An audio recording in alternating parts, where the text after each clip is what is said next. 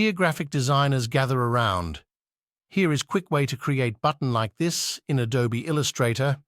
And yes, they grow with the text, with the type. To selected, type out the name of your button, click away from it. Then you open up the appearance panel and then add 2 new fills by clicking this button. Over here twice, select the bottom, fill, and then change it. The color you want your button to be fill, the text doesn't change color, then you are on the right track.